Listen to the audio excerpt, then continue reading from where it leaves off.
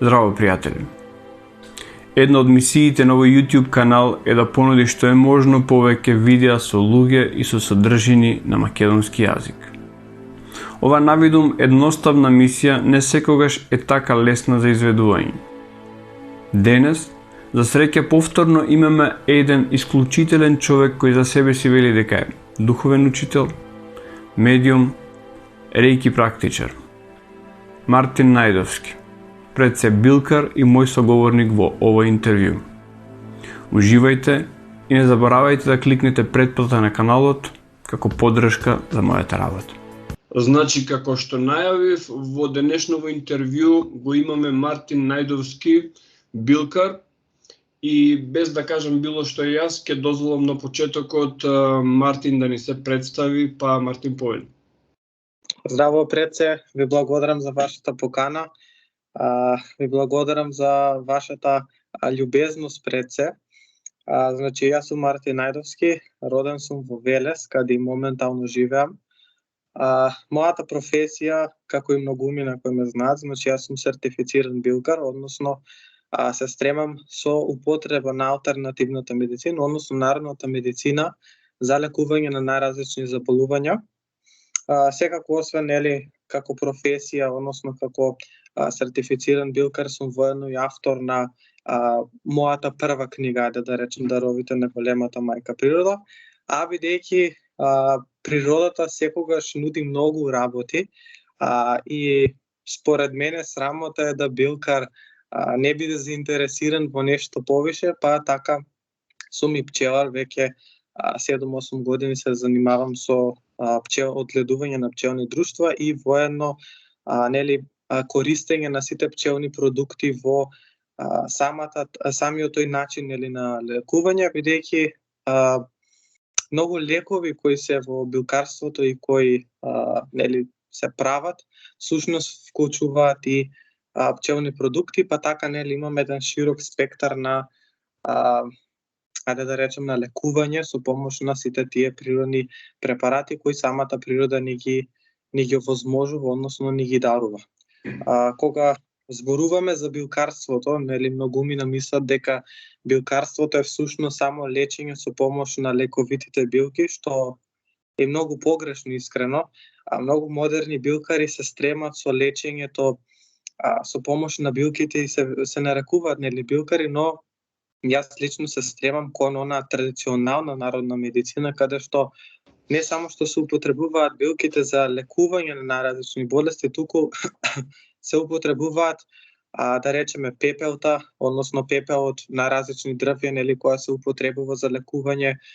Тука да речеме се во некои рецептури повикуваат на животински средства, односно делови од некои животни како користење, односно како лек.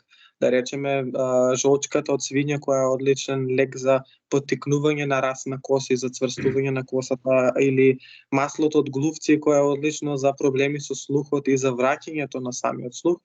И такви некои рецептури кои се сите во нашата традиционална народна медицина, која, па ќе кажам, се сите тие работи заборавени и многу луѓе во модерно време, ајде да речем во 21 век, сите тие работи ги отстрануваат мислејќи дека нешто е екстремно и ги сваќам до некаде, бидејќи билкарството е многу измешано со ова модерно во нутриционизам, така наречен нутриционизам, што па ќе кажам се стремам кон употреба на оние традиционалните методи, не само со употреба на лековити билки, туку и на сите тие препарати кои ги употребувале нашите стари за лекување и за средување на најразлични заболувања. Така, логично некако доаѓа, значи на билкар се надоврзува се останато и кога ќе се каже традиционална, значи кога ќе се види природата околу нас, немаме само билки, туку имаме нормално и животни, имаме минерален свет. Сега, како прилог на твоето представување, би сакал по некој збор за оно што го имаш ставено како информации на Facebook за тебе. И сега јас ќе ги набројам оние работи кои што ги имаш ставено една по една, па да ги обработиме накратко. Значи, духовен учител, медиум и рејки практичар и космичар. Духовен учител од почеток. Да, значи, кога зборуваме за алтернативната медицина, во алтернативната медицина, значи тоа е еден широк спектар, односно широк домен. И многу работи во алтернативната медицина спаѓаат, како и овие, нели, три кои ги наведовте и многу други кои се во алтернативната медицина, нели, пак ќе кажам, се доста заборавени, но баш ми е мило и стварно се осеќам, нели, среќно кога гледам дека сите овие работи всушност доаѓаат на вратите на 21 век. Па така, ајде да речеме, нели, освен со билкарството, односно освен со мојата професија, ова е духовниот аспект од мене со кој работам. Духовен учител всушност, во тој аспект, ајде да речам, имам за задача, бидејќи многу луѓе, пред се сакам да го објаснам, нели, процесот на разболување, бидејќи не е само физичката болест па да ја третираме со одредени лекарства, дали е тоа од класична или алтернативна медицина, бидејќи човекот пред се разболува духовно, односно со самите тие мисли, кога ние мислиме дека сме болни, кога ние мислиме дека нешто ние го манифестираме, односно го создаваме, создаваме на слика како ние сакаме да бидеме всушност, и тоа го испраќаме преку нашите мисли во универзумот. Бидејќи се она што испраќаме се враќа повторно, па така она замисленото што ние мислиме дека сме болни, што ние мислиме дека нешто всушност се враќа назад во форма на некое заболување, бидејќи нашите енергетски центри, или така познати како чакри, и нашата аура ослабуваат, нашите енергетски центри опаѓаат и всушност се случува да човекот, нели, потоа заболи, односно духовната фаза е прва, па потоа менталната фаза, па тек потоа, нели, физичката болест.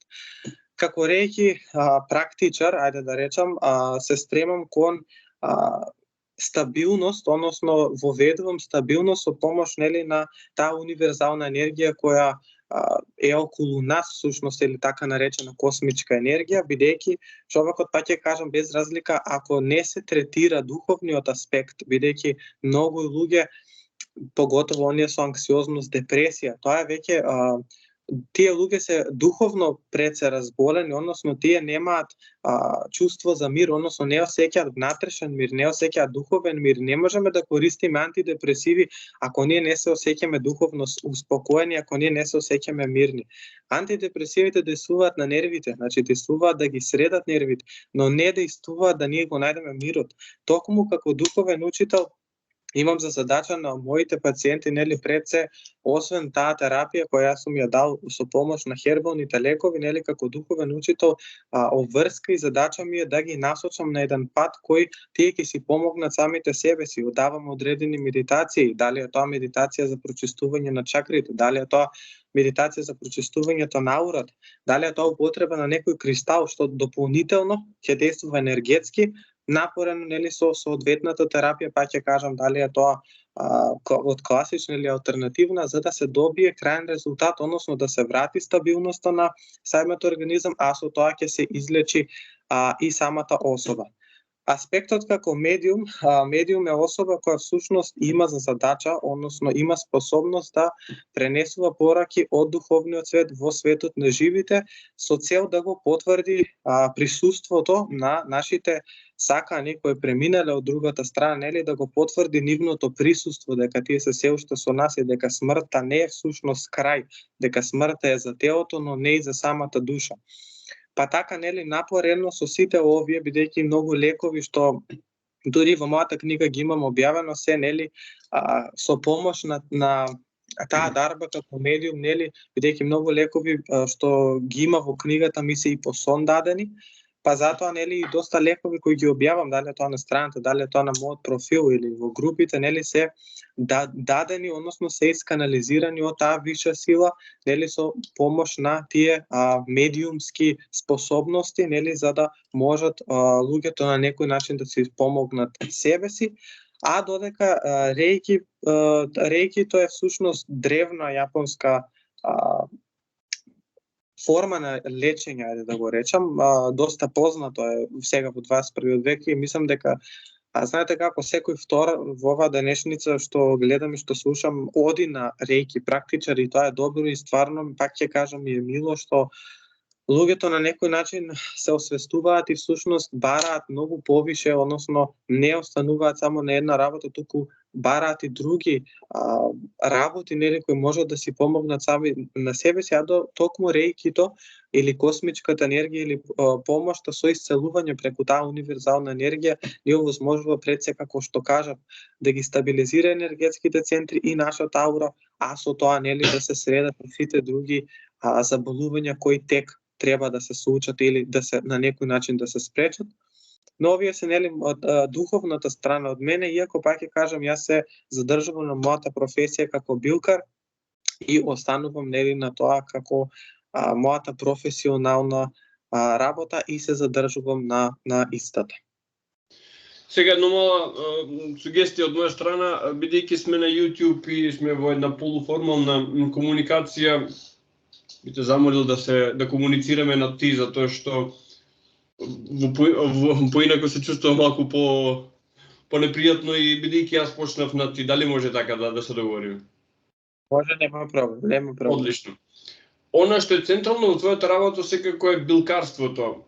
Она што беше изненадувачко за мене како човек од миленијалската генерација, кој што знаеме дека е супер технолошки, е повеќе поврзана со модерниот начин на живот, како дојде до таа активност, значи приказната позади твојот однос со билкарството и како дојде да го развиеш како твоја главна активност?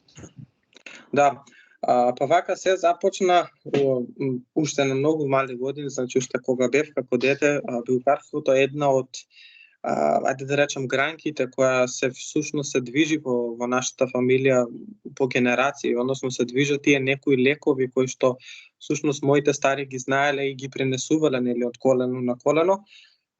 Уште како мал паметам со моите баба и дедо сме береле најразлични билки, нели, потоа сме припремале најразлични лекови, но тогаш не, пак ќе кажам, не дека не ме интересирало, туку бидејќи сум бил премногу мал, значи на само мои 7-8 години, можеби и 9, нели ме носеле да всушност на некој начин им помагам, а потоа нели кога сме ги спремале тие лековити препарати од тие билки како кантарионово масло и чаеви и најразлични нели тинктури, мелеми, всушност некако знаете како да на некој начин некоја искра во мене се запалила, нели, бидејќи преголема желба имам за природата уште на многу мале години, секогаш сум посветувал време, љубител сум голем на цвеќиња, се до мои 12 години каде што нели започна емисиите на Бапарада.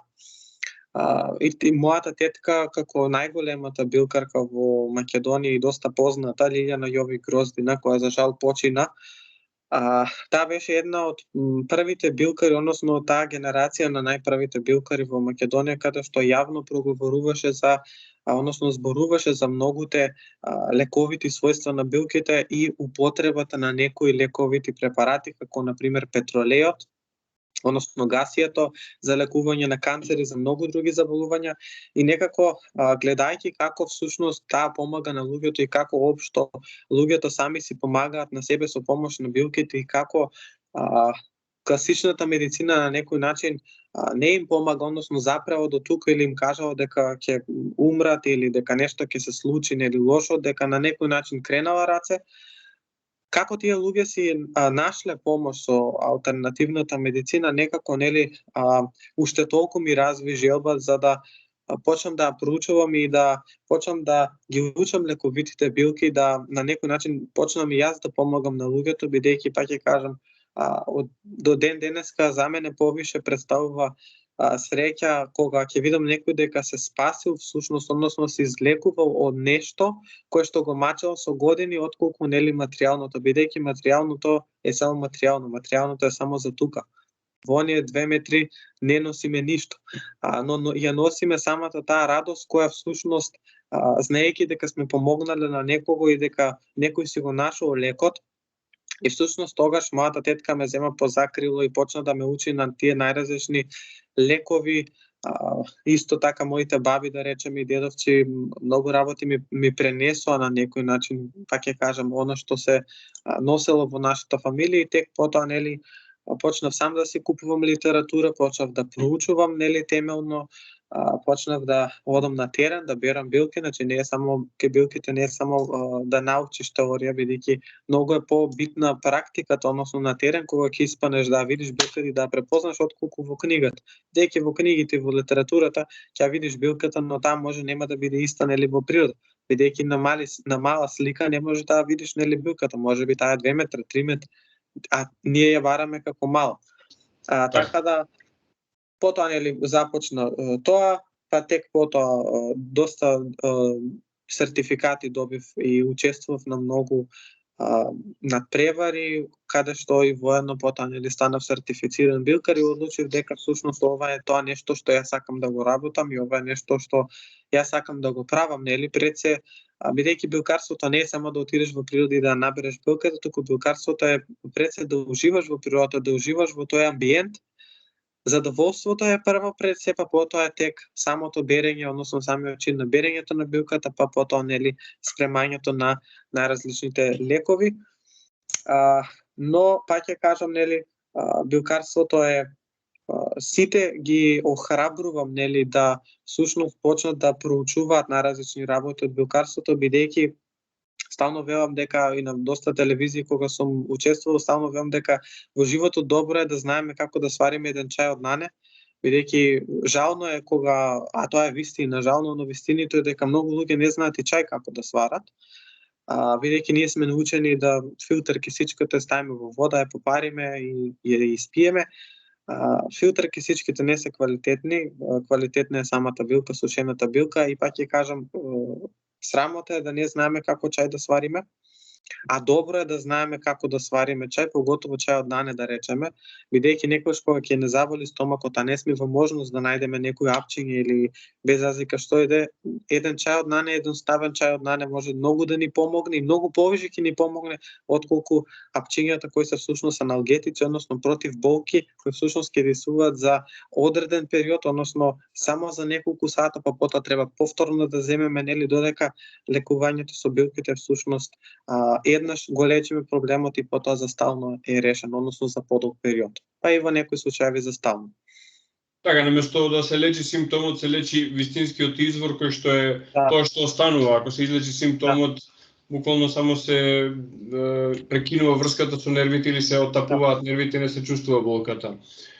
Јас генерално не сакам многу да зборувам за болести, затоа што ако почнеме имаме илјадници болести. За жал ние луѓето сме такви суштества кои што имаме на различен спектар на болести. Оно за што сакам да зборувам е здравието.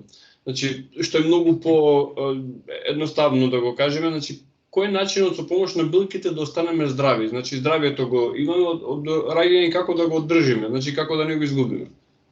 Да. Па видите вака, прво и основно има една доста стара поговорка од Хипократ, таткото на медицината, која кажа дека храната биде лек и лекот да биде храна. Што подразбираме по таа поговорка или говор, ајде да речам, тоа е всушност дека всушност се она што внесуваме во нас треба да биде да ни биде лек. Значи се она што внесуваме да биде по можност од органско потекло, ако не можеме да најдеме од органско потекло, барем да се стремиме кон оној поздрав начин на исхрана, барем ако е возможно нели во текот на денот да внесеме дали зеленчук, дали овоше, да не бидеме само на брза храна, бидејќи здравието на еден човек пред се е многу битен на цревата. Значи цревата се всушност изворот од каде што потекнува здравието на човекот. Ако ние имаме болни црева, тогаш можеме да кажеме со 100% дека тој човек е болен. Ако имаме здрави црева, тогаш можеме да кажеме дека таа особа е здрава. Зошто токму во цревата? Бидејќи во цревата има добри бактерии. Во цревата всушност се создава имунитетот. Од тука се лачи и серотонинот, односно хормонот на среќата. И тоа е научно докажано. И всушност бидејќи оние луѓе кои што се на побрз начин на исхрана, односно кои користат најразлична брза исхрана, нездрав начин на исхрана, не спортуваат, не се физички активни, тие луѓе имаат болни црева. Кога имаме болни црева, има создавање на паразити, односно почнуваат паразитите да работат во цревата. Кога имаме паразитите действуваат да секоја храна која внесуваме ние во организмот, да всушност тие ја разградуваат, односно ја земаат за нив. Потоа се јавуваат дигестивни проблеми, се јавуваат проблеми со дебело црево, се јавуваат проблеми со желудник, се јавуваат проблеми со црева, хроничен умор. Главниот начин за едно лекување, да речеме во кинеска медицина, во руска медицина, кога некој, односно кога доаѓаат кај билкар, кога сака некој да се излечи, не ја третираат болеста директно, например, ова е срцев болесник и сега дај му билка за срце и ќе му помине. Не, туку пред се действува да ги чистат цревата, односно спроведуваат таа антипаразитна програма. Зошто? Бидејќи кога ние имаме паразити во нас, кога имаме паразити во нашите црева, имунитетот опанат. Значи, од прво, имунитетот опанат. Кога имунитетот опанат, ние сме подложени на бактерии, на вируси. Поготово вирусите. Еве да речеме конкретно сега за COVID-19, кој остана многу популарен, иако па ќе кажам, не знам зашто е толку популарен, кога е обичен вирус, како и секој вирус, дали е COVID-19, дали е COVID-20, 25, 50, вирус е вирус. Кога вирусите ќе навлезат во цревата, кога се всушност паразитите присутни, самиот вирус почнува да се храни со помош на паразити, односно од нивните протеини. А кога вирусот се храни од протеините на паразитите, вирусот станува помоќен, односно станува појак, бидејќи самиот паразит му е храна. И тогаш можеме да нашиот имунитет е опанат, тогаш вирусот го напаѓа организмот и тогаш таа особа може да заврши со смрт, бидејќи организмот е опанат, цревата се непрочистени, паразитите се сушност изедени од страна на самиот вирус, вирусот е добро развиен, се расширува во организмот и тогаш можеме да кажеме дека особата нели е многу, ајде да речем, во критична состојба, односно и се влошува самата состојба. Значи, за да еден човек биде здрав, треба секојдневно да спроведува, како што кажав, да користи зеленчук и овоше, поготово зеленчук, и обавезно е да се направи детоксификација напролет и на есен. Бидејќи напролет се прави детоксификација, односно комплетно прочистување на организмот, за да може организмот да биде спремен во текот на целата година, за да може тој период зимоска, бидејќи зимоска, сите сме навикнати на сланина, на брза храна, не можеме да се движиме, надвор не ни дозволува времето, сме навикнати на алкохол, на побрза храна, месо, така натаму. Сите тие работи се всушност во крвта, кој може потоа нели да создадат холестерол, триглицериди и така натаму. Со тоа пролетно чистење, ние всушност го ослободуваме организмот од сите тие токсини кои што сме ги собрале во нас во текот на зимата и всушност го спремаме организмот, го подигаме нашиот имунитет за да може нели во текот на тој летен период, односно светлата страна од годината да можеме ние да бидеме зајакнати, односно да ги немаме оние проблеми кои што можеби сме ги добиле од зимото. Додека на есен, односно при крајот на летото, на есен, почетокот веќе на септември месец, треба исто така да спроведеме детоксификација. Зошто? За да може организмот да го спремеме за зимото, бидејќи веќе септември месец тоа е месецот кога започнуваат најразличните настинки и грипови вируси. Тогаш започнуваат сите болести. Кога пак ќе кажам, кога нашиот организам е прочистен, тогаш нашиот имунитет се подига, а кога нашиот имунитет е подигнат, не може ниту еден вирус, едноставно нема место во нашиот организам и да навлезе, нема да биде толку јак и нема да биде толку интензивен колку што би бил претходно, односно кога би бил нашиот организам загаден. А бидејќи, пак ќе кажам, живееме во многу брзо време, живееме во 21 век каде што сакаме се една брзаница, немаме време за ништо, иако, пак ќе кажам, време има секој, ако сака да го најде, ако сака да го организира. Многу е лесно да кажеме дека немаме време. Бидејќи се правиме за нас, ние тоа го правиме за нас, не го правиме за некој друг. Значи, таа детоксификација правиме за нас, не ја правиме за некој друг. Па така, пак ќе кажам, за еден човек да биде нели здрав, мора да цревата пред се бидат здрави, односно да бидат прочистени комплетно, за да може да наречеме таа особа дека е здрава. Ако има проблем со цревата, се создаваат дигестивни проблеми, храната не се вари како што треба и потоа се заболува црниот дроб, се заболува желудникот, жолчката, жолчните патишта, дебелото црево, цревата, па и во некој случај нели слепото црево, зависно од тоа како ќе се манифестира таа болест. Така, ми го одговори вториот дел од прашањето што се однесуваше на имунитетот. Одиме натаму, која е разликата помеѓу петрохемиската фармакологија во кој што се вклучени сите оние класични лекови што ги имаме во аптека и билните лекови. Да. Па вака, класичната медицина и фармацевската индустрија се стремат кон произведување на лекови кои действуваат на лечењето на симптомите на болест.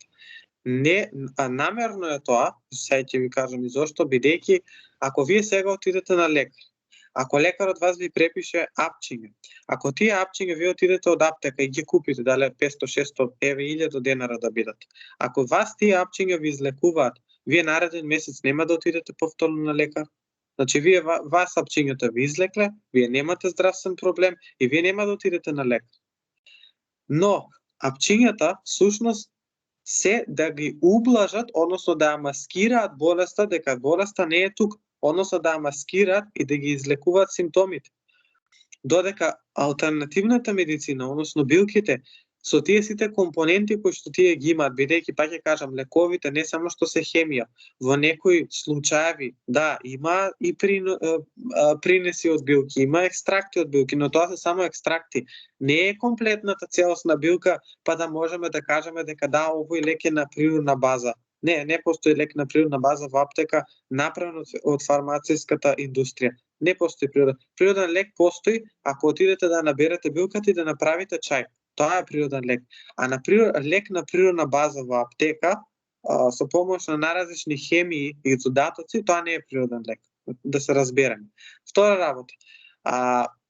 Алтернативната медицина, односно лекувањето со билките, ни овозможува да всушност таа болест ние ја излекуваме, односно пред се да излекуваме болеста, а потоа да се среди и да се средат и многуте други компоненти кои можеби нели се пропратени со таа болест.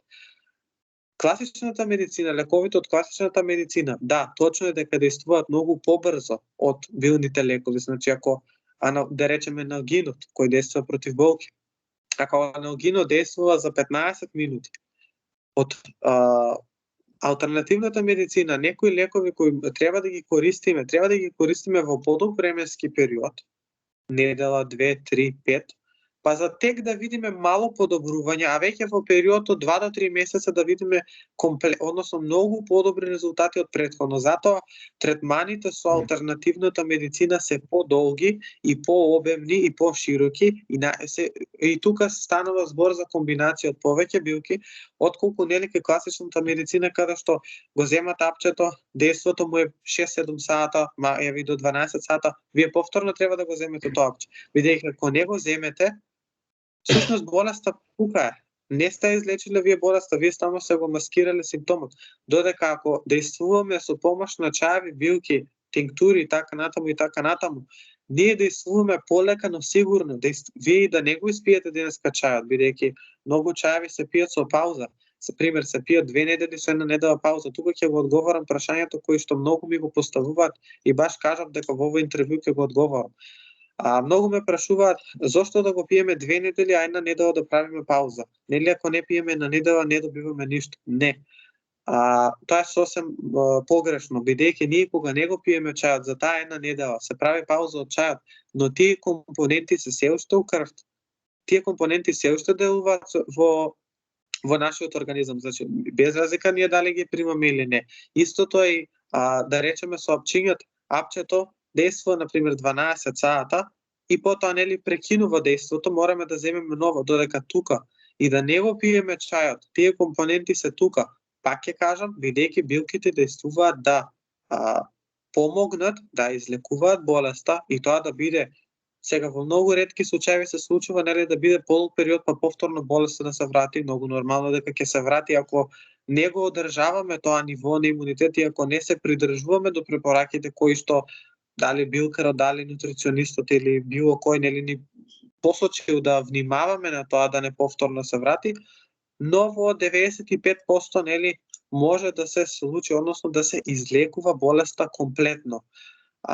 Класичната медицина во многу случаи нели нема лек за многу болести, додека алтернативната медицина можам да кажам дека во 95% па и 96% може успешно да излекува било која болест, секако Нели, не можеме да изиграваме хирурзи кога нешто треба да е за хирургија и за оперирање, но во 96% од случаевите и од заболувањата може да се средат со алтернативната медицина, секако нели ако особата нели зависи во која фаза, односно во кој период е, зависно со тоа нели како всушност таа ќе реагира на тој лек, дали треба да се смени терапијата, дали треба да се смени лекот, дали треба да се даде појака билка, дали треба да се даде послаба билка, нели зависност од самиот проблем, односно од самиот интензитет на самата болест.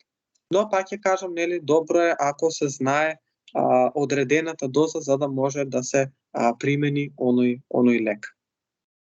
Сега во контекст на ова, на твојата активност како сертифициран билкар, ајде да видиме каде може да те контактираат луѓето, тоа се сепак некои линкови кои што ќе ги ставиме во прилог на ова видео, во описот, и кои проблематики најмногу се во фокусот на твојата активност, значи за кои работи најмногу луѓето можат да се обратат на тебе? Па вака, значи луѓето може да ме најдат пред на мој телефонски број 075 501 072. Потоа може да ме најдат на мојата страна на Facebook Лилма со кирилична поддршка. И може да ме најдат на мојот приватен профил Мартин Најдовски. Сега за кои болести, искрено пак ќе кажам, пак ќе се навратам, бидејќи алтернативна медицина, бидејќи ние како билкари се стремиме на проучувањето на сите билки. Но оние билки нели колку што можеме да ги знаеме, бидејќи има околу 20.000 билки кои се користат како односно се знае за нивната лековитост, но само 1100-1200 билки се употребуваат во класичната медицина и во народната медицина, нели? Ние како билкари, бидејќи имаме знаење за тие билки, така да може да ме контактираат за било кое заболување, бидејќи пак ќе кажам, лекот е секогаш во природата, лекот може да се најде во природата и во некои случаи каде што можеби тој чај нема да ни помогне за таа болест, тој чај ќе ни делува благопријатно за други проблеми. Значи, немаме никаква штета што ќе пробаме со некој лек, секако пак ќе кажам, треба да се одреди дозата, треба да се одреди начинот на лекување, треба да се одреди која билка ќе се даде за тоа заболување, бидејќи ние не можеме да дадеме некоја послаба билка на некој покомплексно заболување или обратно, да дадеме некоја појака билка за некоја особа која има многу мало заболување, односно почеток на некоја болест, па да се направат нели други проблеми. Иако пак ќе кажам, можат слободно нели за било кој, бидејќи јас секојдневно добивам и повици и пораки и најразлични нели и на улица ме застануваат луѓе, ме распрашуваат за најразлични работи, така да можат слободно за било што нели да ми се обратат. Секако колку можам јас ќе помогнам, бидејќи секогаш се стремам колку можам, никогаш не кажувам дека се знам, бидејќи искрено никој не знае ништо, односно не знае се. Сите знаеме по нешто, колку и да кажуваме дека знаеме повише од некој друг, секогаш постои дека некој доволно една информација да знае нешто повише од нас, и со тоа го прави дека всушност ние не знаеме доволно, односно не знаеме премногу и не знаеме обемно. Така да слободно нели може да ме контактираат за било кое заболување, па нели соодветно со самата проблематика ќе го решиме проблемот, нели зависно и до самата надеж и зависно до интензитетот на самото заболување. Така. На почетокот на интервјуто спомна дека имаш напишано книга. Сега те молам 2-3 збора за таа книга и каде може се набави. Да, значи јас сум да покажам книгата? Да, слободно. Имам прилика. Значи автор сум на книгата Даровите на големата мајка природа. Ова книга искрено ми беше аманет од мојата тетка, која всушност имаше преголема желба да ја пишуваме оваа книга заедно. Таа сакаше да ми помогне околу илустрациите, околу редоследот на билките нели кои треба да бидат во книгата. Иако пак ќе кажам, изненадно почина и всушност книгата остана на мене да јас ја направам оваа книга. Гледав да всушност во книгата бидат дадени рецепти и да биде дадено знаење кој што не може да се најде на интернет, односно па ќе кажам кој е од нашата традиционална медицина, знаење кое бидејќи искрено на интернетов кога бидејќи јас многу ретко седам на интернет и многу ретко всушност читам рецепти кои што објавува, но некогаш се случува да прочитам и некој рецепт од интернет, и кога ќе видам какви рецепти има, кога ќе видам всушност луѓето на некој начин како забегуваат со тие некои рецепти што врска немаат, бидејќи на интернетот секој се може да напише, и кога ќе видам колку доле во коментари, колку всушност луѓе се жалат од тој рецепт дека дали не им помогнал, дали нешто друго им наштетил, искрено тоа ме лути, многу ме лути. И всушност гледав да овие рецепти во оваа книга бидат многу поинакви од она што може да се најде на интернет, бидејќи моите рецепти, па ќе кажам, не се само од мојата фамилија, туку се и рецепти кои ми биле пренесени, дали е тоа на терен кога сум бил некој човек, дали друг колега билкар кој што сум го сретнал, па со кој што сме размениле рецепти, дали е тоа некои луѓе кои што сум сретнал во некое село каде што сум бил, каде што нели преку разговор сум дознал некој друг рецепт. Сите оние рецепти нели се запишани во оваа книга. Гледав да всушност оваа книга се разликува од другите билкари пред се по рецептите, а потоа и по билките, односно да не бидат билки кои што повторно се повторуваат, бидејќи нели луѓето ги знаат оние широко распространетите билки како кантарион, ајдучка, трева, камилици и така натаму и така натаму. Гледав да бидат некои билки кои што се достапни за нели секој кој што може да ги најде, но да биде нели тоа знаење кое што не се зборува многу или не се знае, а сепак се употребувало од страна на нашите стари. Иако, па ќе кажам, има и некои од оние попознатите билки како ајдучката трава, имamo фанато доста во детали, исто и мајкината душица, каде што имам доста објавено и опишано работи кои што не може да се најдат на интернет, а сепак сум ги дознал од моите стари, и сум ги применил нели за лекување и се покажале како многу добри. Се состои од 34 билки, значи 34 билки се опфанати во оваа книга со негде околу, мислам дека чинам дека над 200 рецепти има во оваа книга. Опфанати се секоја билка опфаната со слика во боја, значи јасна голема слика во боја.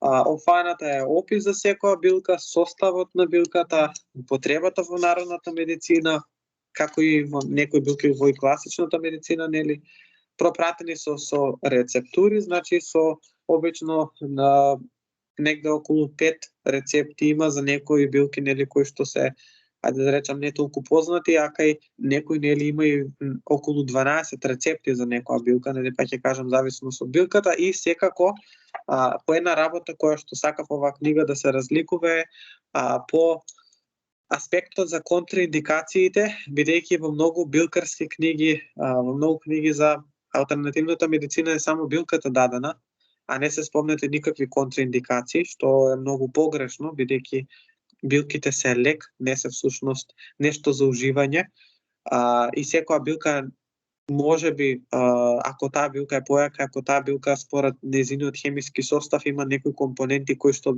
можеби да ја влошат состојбата на самиот човек, нели? Затоа треба темелно да се проучат билките, и всушност оваа книга беше токму и за тоа да всушност покажам дека не е само оној аспект на билките како и се што е во природата, значи се си има добра и лоша страна, па така и самите билки, значи мора да се знаат контраиндикациите, бидејќи ако некои билки нели се претераат или ако се земаат напоредно со некои лекови од класичната медицина, што јас тоа искрено не го оправдувам. Не го оправдувам земањето на лекови од класичната медицина напоредно со лековите од алтернативната медицина, од причина што тоа ви е како да земате дупла доза, односно истиот лек да го земате два пати, што нема поента и нема логика да го правиме тоа. И обично со такви пациенти, нели, можеби ќе им дадам некој рецепт да си приготват во домашни услови, односно да си применат нешто и тоа да не биде некоја јака билка, односно да не биде некој комплексен лек, бидејќи едноставно не сакам да воведам некои во дополнителни проблеми, бидејќи многу билки кои што не се доволно испитани, а сепак се користат од страна на билкарите, а бидејќи пак ќе кажам живееме во 21 век каде што неизбежни се тие апчиња, односно неизбежни се тие методи со лекувањето на класичната медицина и веќе секој вторе со некаква си терапија, дали е тоа за срце, за притисок, за шекер и така натаму. Напоредно со некоја билка или напоредно со некој лек, поготово ако не знаеме да или да земе поголема доза од тој лек, бидејќи многу луѓе се настрпливи, мислејќи дека ќе земат поголема доза од лекот, дека ќе им помине побрзо, што е многу погрешно, може да дојде до дополнителна опасност.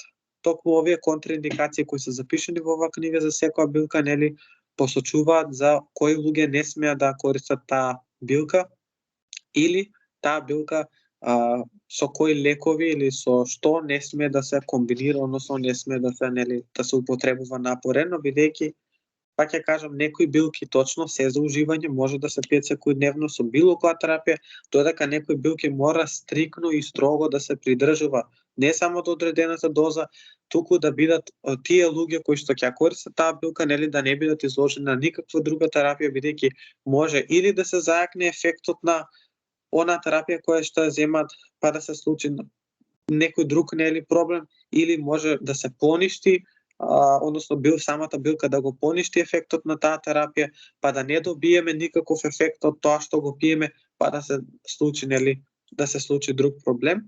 Па затоа па ќе кажам, тоа ми беше една од инспирациите да освен описот на самите билки, освен употребата нивна, да зборувам за контраиндикациите и секако за другите народни имиња на билките кои што и по тоа се разликува, значи освен самата билка по нејзиното класично име, односно нејзиното име во литературата, имам наведено и други народни имиња кои што за мене се итекако важни, бидејќи можеби билката ние на овој предел во Македонија викаме едно, во друг град ќе вика друго, и сега ако нема, да речеме, билката со тоа име народно друго, нема луѓето да ја препознаат.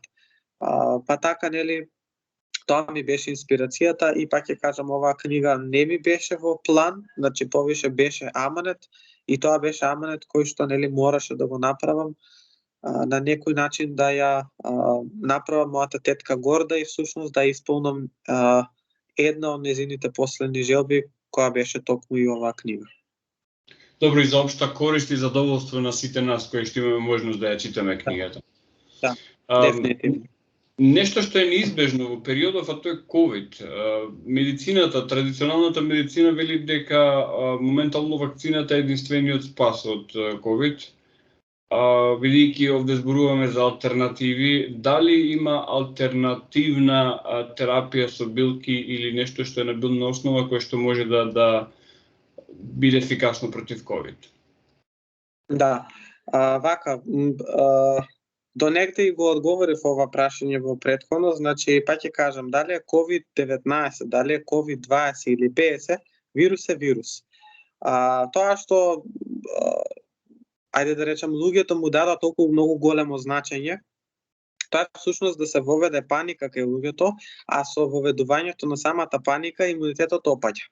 Вирусот и не е опасен колку што луѓето го кажуваат, па ќе кажам, се зависно и до имунитетот, односно и до самиот организам, може да биде и тоа фатален, значи луѓето, обичен човек може да умре од едноставна настинка. Зошто? Бидејќи имунитетот е ослабен, вирусот навлегол, направил проблеми, особата умира.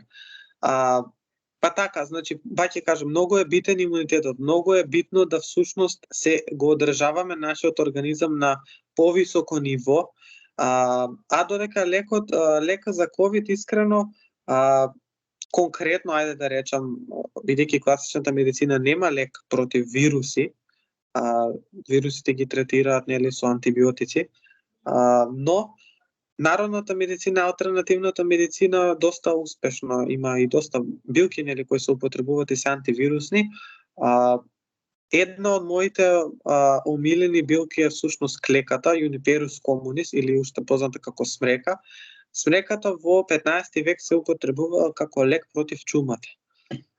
Одлична билка за лечење на ковидот, да речеме моментално, бидејќи дејствува на респираторниот систем, пред се дејствува да ги поништи сите вируси и бактерии кои се навлезени во нашиот организам, бидејќи има доста јако етерско масло, а потоа нели да дејствува на прочистувањето на бронхиите, односно ги прочистува дишните патишта, го олеснува дишењето, а со тоа нели го потпомага процесот и на подигање на имунитетот, бидејќи ги чисти и цревата, но и ги обложува, односно го намалува тоа воспаление, дали е тоа пневмонија, бронхопневмонија, бронхитис и така натаму.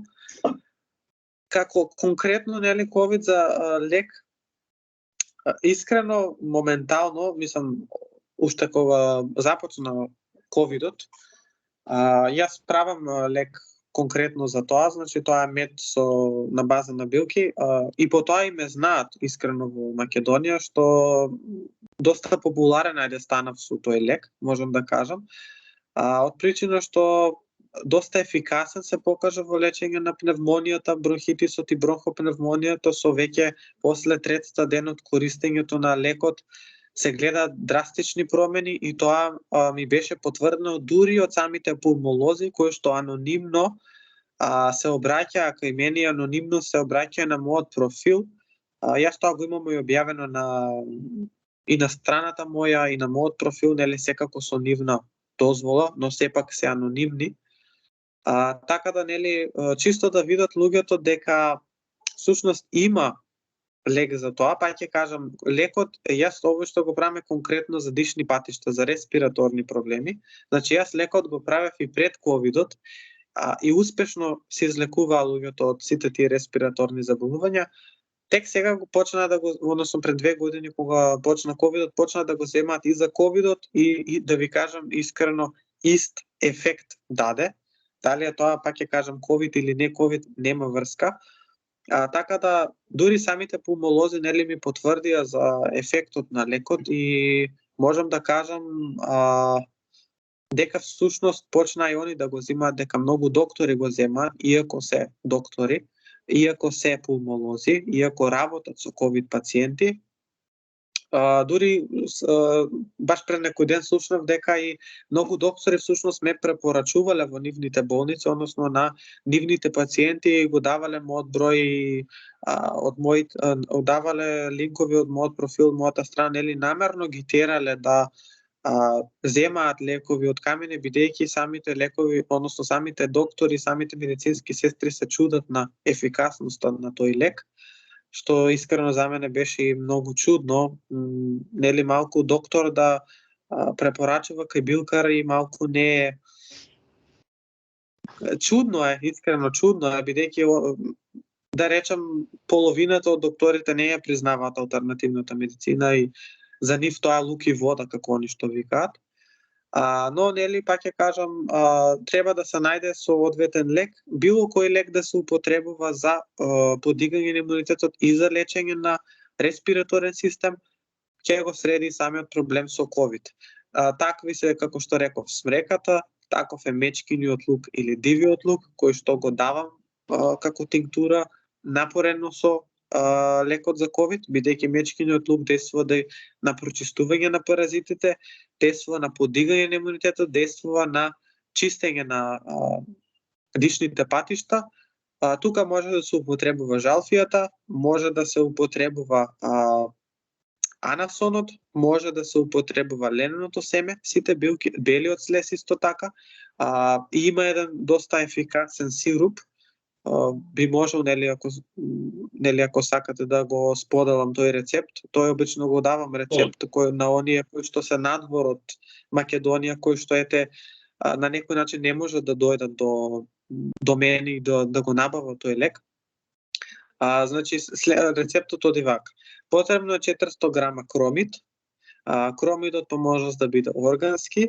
Ако не може да најдат органски, може било кој лут кромид да биде, само по можност лут, да не е од оној црвениот кој што е водлестиот. Ако кромидот органски се измива само, со се лушпа заедно, само да му се исечат коренчињата, односно мустаките, да му се исечат коренчињата. Ако кромидот е набавен од маркет или од пилјара, тогаш може да биде излупен, значи се лупи кромидот, се сече на 4 дела, а потребно е 1 литро вода, потребен е ѓумбир, свеж ѓумбир во величина на палецот, само добро исецкан и измиен, секако може и да се изрен, да не е битно, само битно е да е свеж. 1 кафено лажиче куркума во прав, 1 кафено лажиче сода бикарбона, 2 лимони. Лимоните, пак ќе кажем, ако се органски, можат само да се измијат, да се исечат на 4 и да се стават во лекот. Ако се набавени од продавница, ако на пример го правиме лекот денес, претходната ден лимоните ги закиснуваме во вода со сода бикарбона, за да може содата бикарбона да ги изведе сите тие пестициди кои се во кората на лимонот, се вадат. Следното се балја се испираат во лимоните, се тријат со сунгер, че не е битно, се сецкаат, нели се употребуваат за лекот и потребно е 400 грама шеќер. Може да додадете и мед, може да биде бел шеќер, кафев шеќер, не е битно. Јас обично го кажувам со бел шеќер, бидејќи е подобар, искрено. Ако нема, нели, ако не сакаат, може и мед, не е битно. Постапкава е следната: тоа литро вода се става на оган заедно со шеќерот, се вари додека шеќерот не се растопи, односно додека не се добие една смеса како шербет, односно додека не се направи шербет. Штом се направи шербет, се додава кромидот, исецкан на 4 дела или на 8, не е битно. Се додава куркумата, се додава ѓумбирот и се додаваат лимоните исечени исто на 4 дела. Тоа се остава да зоврие, да направи клуч, значи да зоврие добро. Штом зоврие еднаш, се намалува самата смеса и се остава тоа да стои, односно да се вари, се додека половина од смесата не испари. Односно 500 мл да испари, 500 мл да остане во самиот сад. Кога 500 мл ќе остане во самиот сад, се трга смесата од оган, се поклопува, се остава до сосем оладување. Штом се сосем олади, нели, се процедува во теглички. Претходно заборев да напоменам, значи при крајот на тргање од смесата, значи кога 500 мл ќе испари и 500 мл ќе остави, кога ќе се тргне, односно самиот сад на страна, прстовот по прстовот се додава содата бикарбона. Ако ни стои односно садот на оганот и ја додадеме содата бикарбона, од жешкото таа ќе почне да пени и ќе ни претече и всушност ништо не сме направиле со лекот. Значи лекот го тргаме на страна и прстовот по прстовот ја додаваме содата бикарбона, мешаме добро, го поклопуваме и го оставиме да се излади сосем. Кога се сосем излади, се процедува не низ седалка, туку низ газа, бидејќи самиот кромид упива од водата, лимоните ќе го имаат нивниот сок се уште во нив, значи убаво да се истиска низ газа, што викам јас душата да им испадне. Се процедува тоа добро, убаво се истискува, се префрла во тегличка и се употребува 2 пати на ден, да се бајли навечер, по 2 супени лажици. Значи наутро на гладно 30 минути пред јадење 2 супени лажици, една по друга се пие, и навечер 2 супени лажици, една по друга 30 минути пред вечера. Лекот се јаде цело време, односно додека особата не почне да искашлува, бидејќи овој лек го поттикнува исфрлањето на слуста. Многу грешка се прави голема каде што луѓето со пневмонии, луѓето со бронхитиси, со бронхопневмонии се ставаат на респиратор. Им се дава кислород. Не ја сваќам поентата искрено, сваќам дека сатурацијата е опаната, да, но тоа е плуќата е всушност обложена со тој силикон, ја што го викам, со таа слуз. Додека не се чисти слуста, вие џабе давате кислород. Значи нема поента да се даде кислород. Ќе дадат кислород, да, но ако не се чисти, ако не се искашла, ако не се поттикне тоа исфрлање на слуста, вие џабе давате кислород. Значи мора да се чисти плуќата. Кога ќе се чисти плуќата, тек тогаш може да се дава, нели, или напорено со, значи овој лек може да се зема ако има можности, бидејќи овој лек, јас кога сум го кажувал, луѓето го носели и во болниците, го давале на сестрите, нели, да им го даваат на пациентите. и за нивно чудо веќе пациентот почнува дали е тоа шлаймот да го исфрли преку кашлање, дали е да го исфрли преку повраќање, дали може да го исфрли и преку изметот. Тоа обично преку изметот се случува да го исфрлаат помалите или повозрастните. Но пак ќе кажам, овој лек действува комплетно на прочистување на градите, овој лек го кажувам јавно, го кажувам и на мојата страна, за оние луѓе кои што се од странство, кои што ете по некоја можност не може да дојдат нели да го земат овој лек, бидејќи овој лек не го земаат само у Македонија што го правам, туку го земаат и луѓето надвор од државата. Сум праќал во Германија, сум праќал во Америка, во Лондон, сегде сум го праќал, во цел свет го земаат луѓето и се доста ефикасен се покаже нели во излекување, но за оние кои што не можат да го набават, овој лек ја што го правам, можат да го ете на некој начин да си го применат и овој. До душа искрено овој го давам со кромидот, сирупот, така го нарекувам ја сирупот, го давам за после прележана корона, или после прележана тешка болест, дали е тоа респираторна болест, дали е тоа пневмонија или било што нели прележале, што е на градите на плуќата, бидејќи действува да ја исфрли уста, действува да ја загрее плуќата, може да се јави поинтензивна кашлица, односно да се искашла таа сустав, нели поинтензивно да почне самиот пациент да кашла, но со самото тоа нели се чисти плуќата и веќе потоа после 2 до 3 дози испиени може да се, односно пациентот комплетно се излекува. Иако пак ќе кажам оригинално, овој рецепт оригинално е за пушачи, за оние кои што сакаат да ја чистат плуќата од слуз, бидејќи действува за го потпомага процесот на искашлувањето на слуста. И оригиналниот рецепт е за пушачи, но го имам применувано за пост-ковид пациенти, значи пак ќе кажам, за моменталната ковид состојба искрено не знам дали ќе помогне, бидејќи не сум го применувал на пациенти кои што моментално имале ковид, иако пак ќе кажам сите оние кои што имаат ковид моментално го земаат мојот лек, но нели ете нека пробаат и нека видат, иако пак ќе кажам овој лек го давам после прележано ковид или нели веќе кога пациентот е тестиран дека е негативен, дека нема ковид, но се уште ги има тие респираторни проблеми, тек тогаш нели го прават во домашни услови за да ја дочистат плуќата, односно да се дочисти сами да се дочистат градите, бидејќи разликата е многу голема со овој ја што го правам и што го давам, бидејќи тој действува да ги загрее градите, действува и во моментални случаи, па и во некои случаи сум имал пациенти каде што нели почнало да им се слева секрет од носот, па го земале лекот и со јадењето на лекот се спречило да не дојде до развивање на некое респираторно заболување. Така, ќе го напуштиме сега овој дел со медицината.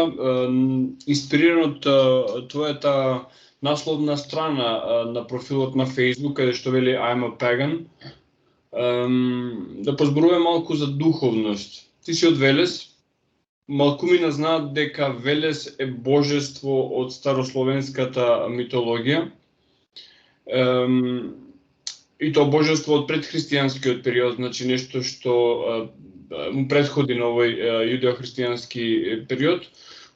Колку близината со природата и билките укажува на таа стара форма на духовност и колку денес знаеме за тој словенски паганизам или генерално за паганизмот? Да, па видете вака, за конкретно за старословенскиот паганизам знаеме многу, од причина што се ово што го имаме денес е како резултат на сите тие верувања, најразличните обичаи, најразличните практики кои што ги правиме до ден денес се всушност пагански. Само се преименувани со овие, да речеме, со некои други идеи, им се дадени други имиња, нели христијански имиња, а всушност се водат потекло од старословенскиот паганизам. Конкретно можам да кажам еве за билкарството. Така наречениот Ѓурѓов ден е всушност паганска традиција. Тоа е всушност што нашите старословени на тој ден го гледале дека всушност билките имаат многу лековита моќ. и дека божицата Весна, односно божицата на пролета и на природата е таа што ги благословува на тој ден тие билки, и дека всушност само вилите се тие што ги благословуваат билките, или србите го знаат овој ден како билен петок, петокот пред Ѓурѓов ден. Па всушност нели го берали таа традиција до ден денес ко останата кај билкарите, нели конкретно, и кај многумина, нели мислам дека нема особа кој што не знае за тоа дека всушност на Ѓурѓов ден се најлековити билки. Потоа имаме, да речеме, за Свети Јован на 7 јули, каде што билките на тој ден имаат лековита моќ. Тоа се стреми бидејќи тогаш според старословените, нели, како го пресметувале они времето, всушност сонцето на тој ден многу повише греело, односно сонцето тогаш најјако било на тој ден, а со тоа штом сонцето, колку сонцето е појако, толку билките имаат, односно лачат од себе етерични масла. А кога лачат повише етерични масла, таа билка ја прави полековита. Па затоа, нели, останало тоа верување дека верењето билки на Свети Јован всушност се најлековити, бидејќи тоа е подкрепено со научен факт дека всушност токму поради таа причина, бидејќи сонцето тој период е појако и билките повеќе лачат од тие етерични масла, нели всушност се и лековити. Исто така, да речеме, билката перуника, која е според старите словени света билка на богот Перун, богот на грмотевиците. Некои билки, нели, ги носат имињата на тие стари словенски божества кои што луѓето не се свесни, нели, да речеме исто Копривата. Има една поговорка која што сите знаат, гром не удира у Коприва. И зошто е тоа така? Таа е старословенска поговорка, бидејќи Копривата исто така е света билка на богот Перун, односно му била посветена на богот Перун. И логички е дека своето нема да мава у своето, односно богот Перун сигурно нема да мава во Копривата ако е негова билка. Па затоа останато тоа како една поговорка, нели, која се движи во народот и се проширува, нели, и многу работи кои што всушност се останати од тогаш. Многу луѓе ги почитуваат, поготово билкарите, да речеме, значи се стремиме кон сите тие древни и постари, нели, традиции и практики, кои што, нели, денес се заменети со многу други практики, нели, и се заборавени на некој начин, но ајде да речам, ние кои се бавиме со традиционалната медицина и повеќето, нели, од билкарите, бидејќи не сите, некои од нас се уште ги почитуваат тие работи и се уште се стремиме, нели, кон тие, бидејќи, пак ќе кажам, паганизмот како паганизам не е тоа е всушност религија на природата, ајде можем да наречам, и верувам дека на некој начин дека и секој билкар е паган на некој начин, од причина што самата љубов кон природата, самото тоа што ние сме изложени во природата, со самата таа комуникација која што имаме со билките и со билниот свет, самата таа љубов која што ја искажуваме, нели, не можам сега да кажам дека се сите пагани, но зборот ми беше дека всушност тоа е токму тоа е дефиниција, да речем, за паганизмот, односно тоа што нашите старословени го правеле, тоа го правиме и ние до ден денес. Така да природата и како е битна за нас, поврзаноста помеѓу билниот свет и нас како билкари или љубителите на билките или оние собирачите, траварите, како год сакате наречете ги, сите работиме меѓусебно и сите се стремиме кон едно, а тоа е да ја одржуваме природата на максимум, односно да ја штитиме природата и што е најбитно да бидеме разумни за тоа како ги береме билките, бидејќи не е поентата да оваа година ги скинеме сите билки каде што сме ги нашли, да ги скорнеме и да ги употребиме.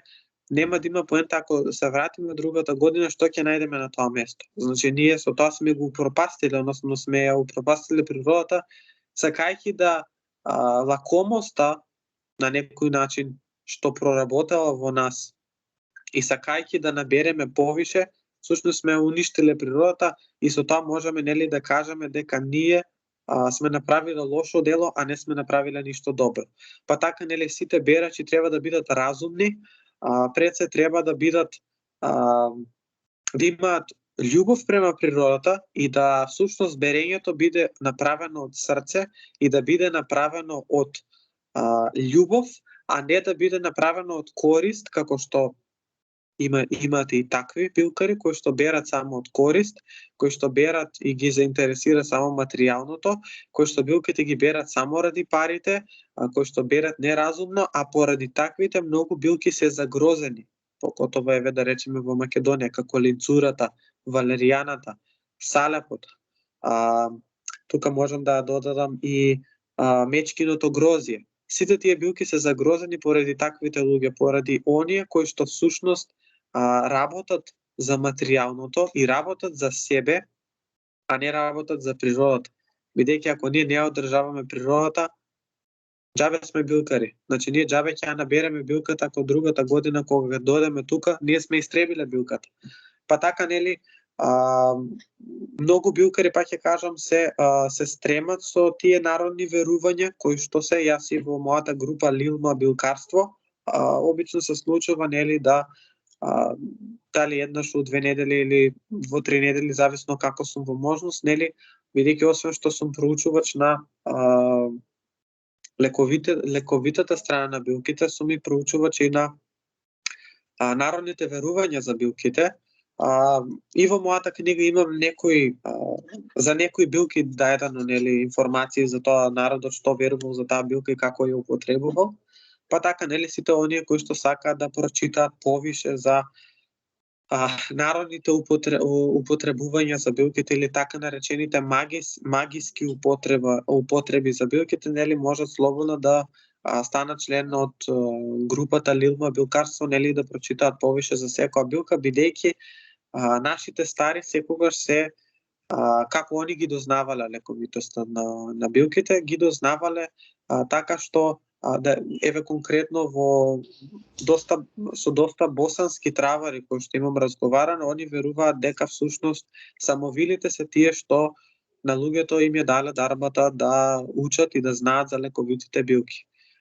Што тоа до негде и паганско.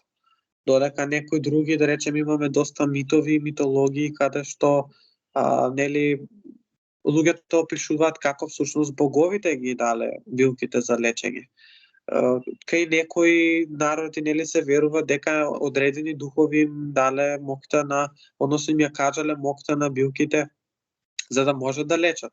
Нели сега веќе со ширењето на христијанството сите тие имиња и идоли всушност се замениле со христијански имиња, нели и всушност до некои луѓе до ден денеска ги практикуваат и веруваат во тоа, нели ја не сум тој што треба да суди кој во што верува, тоа се индивидуално и секој си знае за себе, но јас како билкар нели па ќе кажам се стремам кон традиционалните и народни верувања традиционалните, но и народните употреби на самите билки.